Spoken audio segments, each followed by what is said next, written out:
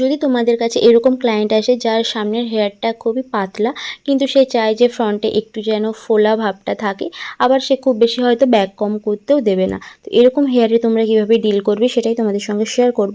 তো প্রথমে যেভাবে বান করা হয় করে নিয়েছি, তারপরে একটা নর্মাল বুফন করে নিয়েছি, খুব বেশি হাইট বা কিচ্ছু দিইনি বা খুব বেশি ব্যাক কমও করা হয়নি। তারপরে প্রথমে মিডিল বরাবর সিথি কেটে তারপরে প্রথমে যেটা করতে হবে, এক সাইডের হেয়ারগুলোকে আমরা ভার্টিক্যালি সেকশন করব, ভার্টিক্যালি দুটো ভাগে ভাগ করে তারপরে সেটাকে প্রথম যে হেয়ারের সেকশনটা সেটাকে আমরা হরাইজন্টালি দুটো ভাগে ভাগ করে প্রত্যেকটা লেয়ার নিয়ে নিয়ে কিন্তু আমরা কার্ল করব। কার্লটা এমনভাবে করব যাতে কার্লটা পেছন সাইড করে কার্লটা হয়, ঠিক আছে। করে সেটাকে সেকশন ক্লিপ দিয়ে কিছু সময় আটকে রাখার পরে তারপরে আমরা হেয়ারগুলোকে খুলব, মানে প্রতিটা কার্ল খুলে জি কমের সাহায্যে আমরা কার্লগুলোকে একটু খুলে দেব। খুলে এভাবে পেছনের দিকে হেয়ারগুলোকে নিয়ে গিয়ে কিন্তু আমরা বব পিন দিয়ে সেট করব। ব্যাস এভাবে করলেই হেয়ারটা রেডি।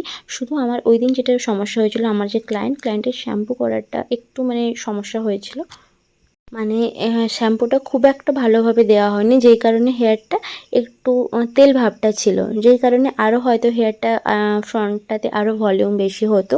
তো এক্ষেত্রে তোমরা কিন্তু ক্লায়েন্টকে বলবে যাদের হেয়ার খুব পাতলা, কিন্তু বলবে যে যাতে শ্যাম্পুটা খুব ভালোভাবে করা হয়, তাহলে কিন্তু এই হেয়ারস্টাইলটা ইজিলি খুব ভালোভাবে নিট অ্যান্ড ক্লিনভাবে তোমরা করতে পারবে।